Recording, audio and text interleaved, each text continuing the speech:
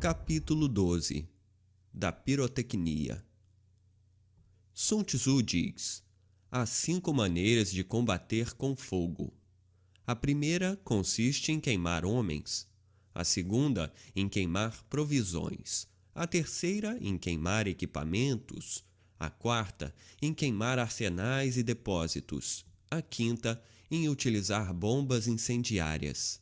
Antes de empreender esse tipo de combate, deve-se prever tudo, identificar a posição do inimigo, conhecer todos os caminhos por onde ele poderia escapar ou receber ajuda, munir-se do material necessário para a execução do projeto, aguardar que o tempo e as circunstâncias estejam favoráveis. Prepara primeiramente todos os materiais combustíveis que irás usar.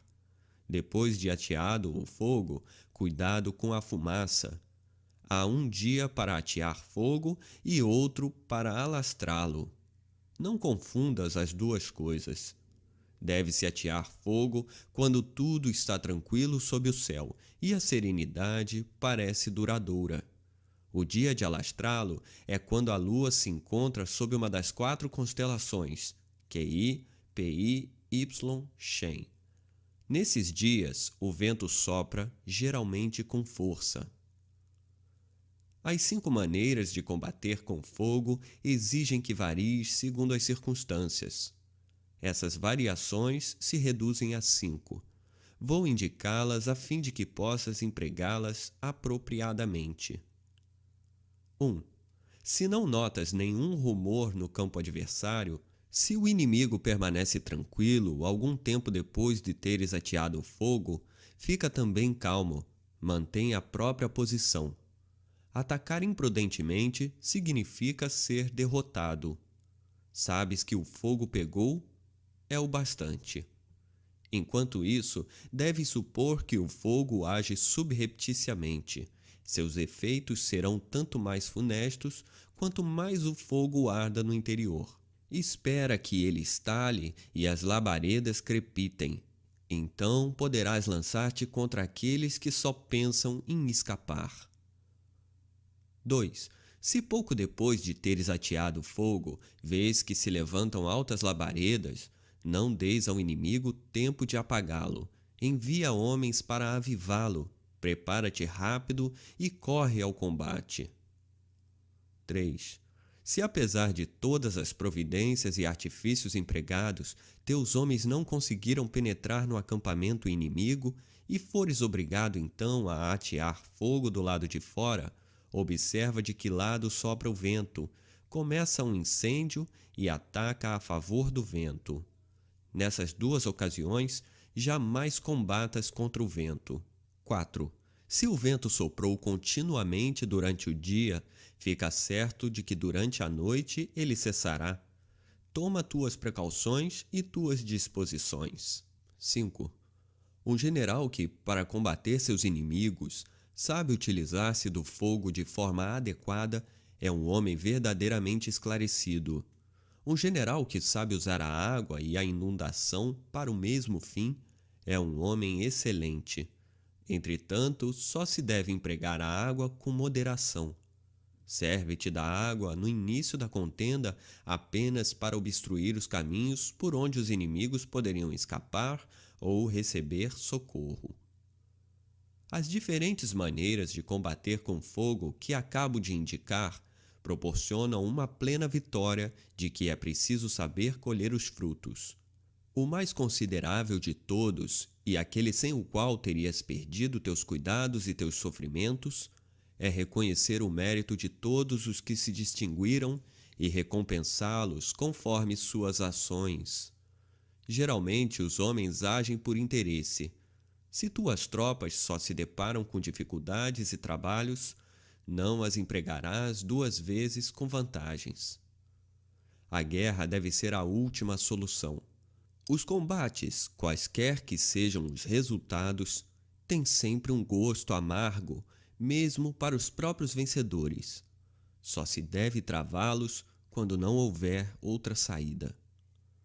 Dominado pela cólera ou pela vingança, um soberano não deve mobilizar as tropas. Tendo no coração idênticos sentimentos, um general deve evitar o combate.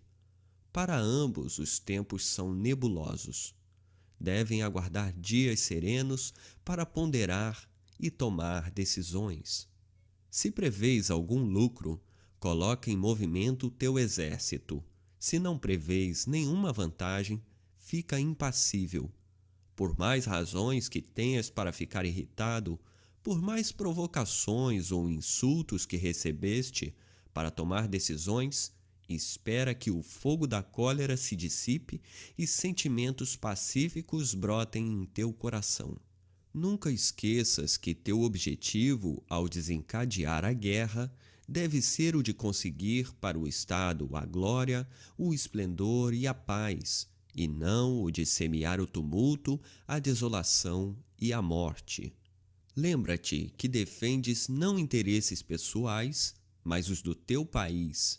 Tuas virtudes e teus vícios, tuas qualidades e teus defeitos influem igualmente no ânimo daqueles que representas.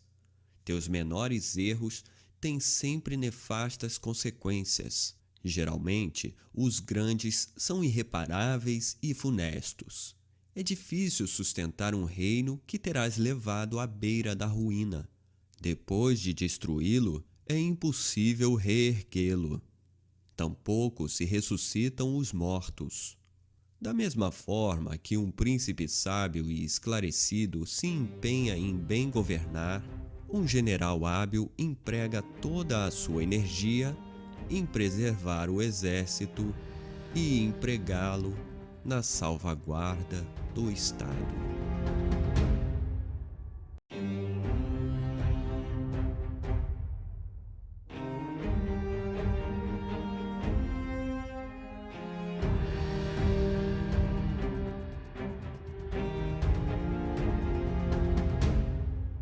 Capítulo 13. Da arte de semear a discórdia. Sun Tzu diz: se tendo recrutado um exército de 100.000 homens, deves conduzi-lo muito longe, é preciso contar que, dentro e fora, haverá comoção e rumor. As cidades e as aldeias de onde saíram os homens que compõem tuas tropas, os lugarejos e os campos dos quais terás tirado as provisões e todos os suprimentos, o vai-vem de pessoas nos caminhos, tudo isso só poderia acontecer ao preço do desalento de muitas famílias, do abandono de muitas terras e de muitas despesas para o Estado. Milhares de famílias subitamente privadas de arrimo se encontram sem condições de se dedicar a seus trabalhos cotidianos. As terras, desprovidas dos braços que as cultivavam, diminuem, proporcionalmente aos cuidados recusados, a quantidade e a qualidade de seus frutos. Os vencimentos de tantos oficiais, o soldo diário de tantos soldados e a manutenção de todo o exército desgastam aos poucos os celeiros e os cofres do príncipe e do povo até exauri-los por completo.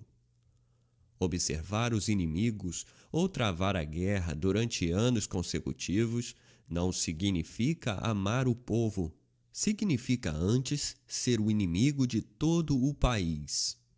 Geralmente, todas as despesas, todos os sofrimentos, todos os trabalhos e todas as agruras de vários anos de guerra limitam-se, para os próprios vencedores, a um único dia de triunfo e de glória, o dia da vitória.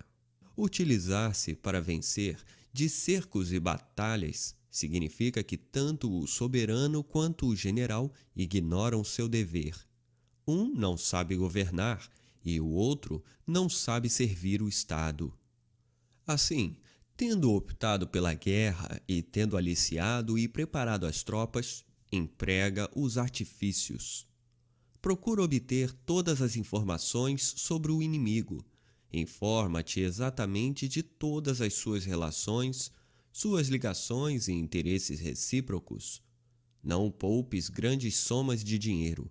Não lamentes o dinheiro empregado, seja no campo inimigo, para conseguir traidores ou obter conhecimentos exatos, seja para o pagamento dos teus soldados. Quanto mais gastares, mais ganharás. É um dinheiro que renderá juros elevados. Mantém espiões por toda a parte. Informa-te de tudo, nada negligencies do que descobrires. Mas, tendo descoberto algo, sê extremamente discreto. Quando usares algum artifício, não é pela invocação de espíritos, nem pelas conjecturas que alcançarás a vitória. Ela virá apenas do conhecimento exato, baseado no relatório fiel dos teus subordinados, da disposição dos inimigos em relação àquilo que esperas que eles façam. Quando um hábil general se põe em movimento, o inimigo já está vencido. Quando ele combate, deve realizar sozinho mais do que todo o seu exército junto, não pela força de seu braço, mas por sua prudência, por seu brio e, sobretudo, por sua argúcia. É preciso que, ao primeiro sinal, uma parte do exército inimigo passe para o seu campo, para combater sob seus estandartes. É preciso que o general seja sempre o árbitro que estipula as condições da paz. O grande segredo para vencer sempre consiste na arte de semear a divisão. Nas cidades e nas aldeias, no exterior, entre inferiores e superiores, de morte e de vida. Os 5 tipos de divisão são apenas os galhos de um mesmo tronco. Aquele que sabe empregá-los é um homem verdadeiramente digno de comandar. É o tesouro de seu soberano e o sustentáculo do império. Chamo divisão nas cidades e nas aldeias, aquela mediante a qual se consegue conquistar os habitantes das cidades e das aldeias que estão sob dominação inimiga, envolvendo-os para que possam ser usados com segurança em caso de necessidade. Chamo divisão exterior aquela mediante a qual se consegue aliciar os oficiais que servem no exército inimigo. Pela divisão entre inferiores e superiores, entendo a que nos coloca em condições de aproveitar a dissensão que semeamos entre os aliados, entre as diferentes guarnições ou entre os oficiais dos diversos escalões do exército inimigo. A divisão de morte é aquela pela qual, após dar falsos avisos sobre o estado de nossas forças, espalhamos rumores tendenciosos, inclusive na corte do soberano inimigo, o qual, acreditando na veracidade dos boatos, toma atitudes condizentes com as falsas informações recebidas. A divisão de vida é aquela mediante a qual se distribui dinheiro em abundância para todos os desertores do campo inimigo. Se souberes infiltrar traidores nas cidades e nos vilarejos inimigos, em breve terás ali muitas pessoas inteiramente devotadas. Conhecerás, por seu intermédio, as disposições da maioria em relação a ti.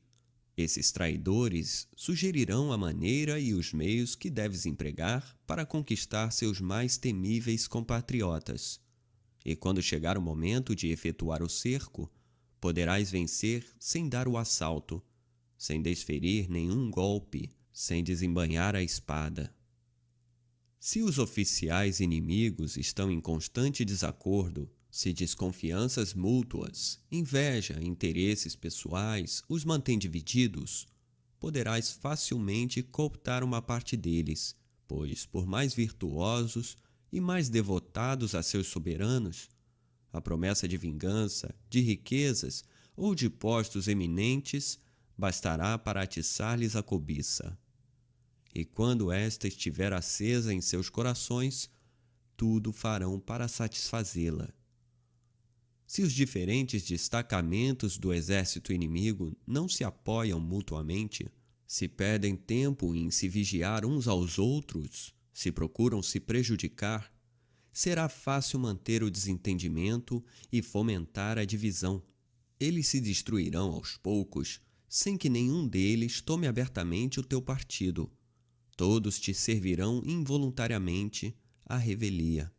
Se tiveres espalhado boatos falsos junto à corte e ao conselho do príncipe inimigo, dando a entender que detens informações errôneas sobre eles? Se tiveres disseminado suspeitas a respeito da lealdade dos súditos mais fiéis ao príncipe, em breve verás que, entre os inimigos, a desconfiança tomou o lugar da confiança. As recompensas substituíram os castigos e vice-versa, e os mais leves indícios serão considerados provas convincentes, passíveis de levar à morte qualquer suspeito. Então, os melhores oficiais, os ministros mais esclarecidos, desanimarão, seu zelo diminuirá, e vendo-se sem esperança de melhor sorte, se refugiarão sob tuas bandeiras para se livrar dos temores que os angustiavam em permanência e também para salvar a pele. Seus pais, seus aliados ou seus amigos serão acusados, perseguidos, condenados à morte. As conspirações se formarão, a ambição vicejará, só haverá perfídias, execuções, desordens e revoltas generalizadas. O que estás esperando para apoderar-te de um reino cujos habitantes já te consideram como senhor?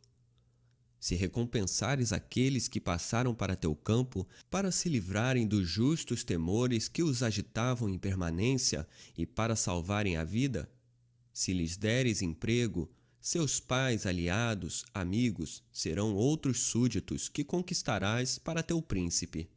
Se espalhares dinheiro à vontade, se tratares bem a todos, se impedires que teus soldados devastem os lugares por onde passarem, se os povos vencidos não sofrerem nenhum prejuízo, assegura-te que eles já foram conquistados e a tua boa reputação atrairá mais súditos para teu soberano e mais cidades para seu domínio do que as mais brilhantes vitórias.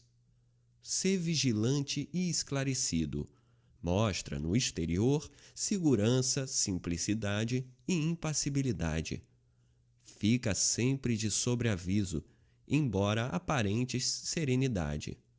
Desconfia de tudo, apesar de pareceres confiante. Sê extremamente secreto, embora pareças fazer tudo a descoberto. Mantém espiões por toda a parte. Em vez de palavras, emprega sinais. Vê pela boca, fala pelos olhos. Isso não é fácil. É muito difícil. Algumas vezes a gente se engana quando acredita em enganar os outros. Só um homem de uma prudência consumada, um homem extremamente esclarecido, um sábio de primeira linha, pode usar adequadamente e com sucesso o artifício das divisões. Se não fores tal homem, deves renunciar. O uso que farás das divisões se voltará contra ti. Após teres engendrado algum projeto, se ficares sabendo que teu segredo vazou, condena à morte sem remissão tanto os que divulgaram quanto os que tiveram acesso a ele. Esses últimos são inocentes, mas poderiam tornar-se culpados. A morte dos envolvidos salvará a vida de milhares de homens e assegurará a fidelidade de maior número ainda. Pune severamente, recompensa com prodigalidade, multiplica os espiões e espalha-os em toda a parte, no próprio palácio do inimigo, nos aposentos de seus ministros, sob as tendas de seus generais. Mantém uma lista dos principais oficiais que estão a seu serviço. Conhece seus nomes, sobrenomes, o número de seus filhos, de seus parentes, de seus amigos, de seus servos. Que nada se passe na casa deles sem que estejas informado. Manterás espiões por toda a parte. Deves supor que o inimigo fará o mesmo. Se chegas a descobri-las, evita condená-las à morte. Seus dias devem ser-te infinitamente preciosos. Os espiões dos inimigos te servirão eficazmente se controlares tuas próprias atitudes, tuas palavras e todas as tuas ações. Assim, eles só darão falsas pistas aos seus mandatários. Enfim, um bom general deve tirar partido de tudo, Nada deve surpreendê-lo, aconteça o que acontecer. Mas, acima de tudo, deve colocar em prática os 5 tipos de divisão. Nada é impossível a quem lança a mão do artifício da divisão. Defender os estados de seu soberano, ampliá-las, realizar diariamente novas conquistas, exterminar os inimigos, fundar até mesmo novas dinastias, tudo isso pode ser o efeito de dissensões semeadas adequadamente. Este foi o caminho que permitiu o advento das dinastias Yin e Shou, onde trânsfugas contribuíram para sua elevação. Que livro faz a apologia desses grandes ministros? A história chamou-os alguma vez de traidores da pátria ou considerou-os como rebeldes a seus soberanos?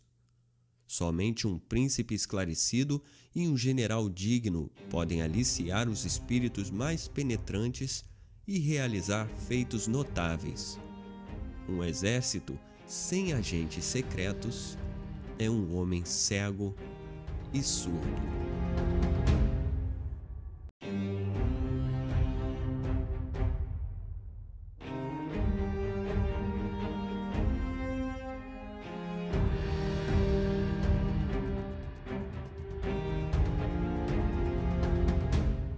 Você ouviu uma produção Scriptória. Scriptória é audiolivros poderosos.